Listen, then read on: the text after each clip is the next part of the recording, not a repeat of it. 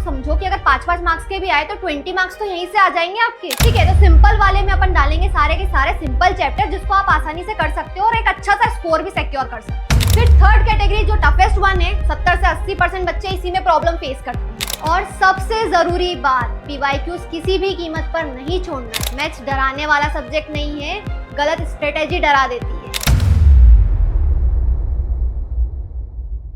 Hello बच्चों, तो जैसा कि बोर्ड्स 2026 17 फरवरी से स्टार्ट हो रही है, आपका फर्स्ट पेपर है मैथमेटिक्स का और आपको समझ नहीं आ रहा है कि अब क्या पढ़े, क्या छोड़े और कैसे मार्क्स अच्छे लाएं, तो ये वीडियो आपके लिए है। जैसे कि आप लोग जानते हैं, मैं एक बायोलॉजी एजुकेटर हूँ, लेकिन मैंने सारी फैकल्टीज, हमारे डॉक्टर IITian की एक्सपर्ट फैकल्टीज से कंसल्ट करने के बाद आप लोगों के लिए एक प्रैक्टिकल स्ट्रेटेजी बनाई है जिससे बच्चे स्मार्ट तरीके से मैथ्स प्रिपेयर कर सकते हैं। तो बच्चों, सिंपल करना क्या है, यहाँ पर सारी की सारी स्ट्रेटेजीज मैं आपको बताने वाली हूँ। सबसे पहले हम लोगों को करना है ब्लूप्रिंट को फॉलो। बिना ब्लूप्रिंट देखे पढ़ाई करना मतलब अंधेरे में तीर चलाना है। दूसरी चीज, हमें चैप्टर को कैटेगराइज करना है। चैप्टर को कैटेगराइज करेंगे हम 3 कैटेगरीज के अंदर, सिंपल, मॉडरेट और टफेस्ट वन। ठीक है, तो सिंपल वाले में अपन डालेंगे सारे के सारे सिंपल चैप्टर जिसको आप आसानी से कर सकते हो और एक अच्छा सा स्कोर भी सिक्योर कर सकते हो। तो सबसे पहले आपको कैटेगरी में, सिंपल वाली कैटेगरी में रखना है स्टैटिस्टिक्स को, प्रोबेबिलिटी, कोऑर्डिनेट ज्योमेट्री और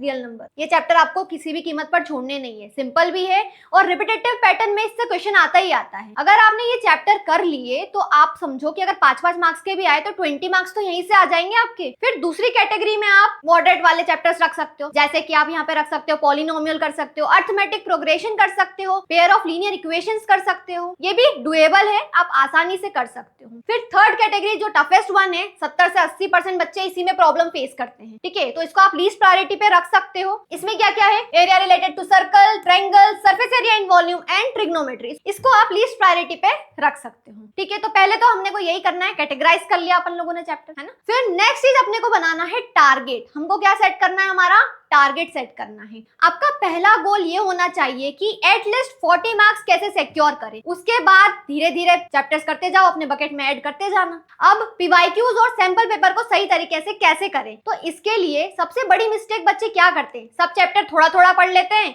और सोचते हैं सैंपल पेपर लगा लेता हूँ, चलो सैंपल पेपर कर लेते हैं, पीवाईक्यूज पेपर कर लेते हैं। उसका आउटकम ये होता है बच्चों कि सब कुछ अधूरा अधूरा होता है। कुछ क्वेश्चन बनेंगे, कुछ क्वेश्चन छोड़ के आ जाओगे और आधे कटे पिटे लिख कर आओगे। तो इसका करेक्ट मेथड और गोल्डन रूल यही है कि एक चैप्टर उठाओ, उसको अच्छे से पढ़ो, उसको अच्छा स्ट्रॉन्ग कर लो और उसके बाद अब लास्ट ईयर के 10 इयर्स के पेपर, पीवाईक्यू पेपर निकालो। उसके बाद उनके उसमें से उस चैप्टर्स के क्वेश्चंस को ढूंढते जाओ और उनको सॉल्व करके देखो।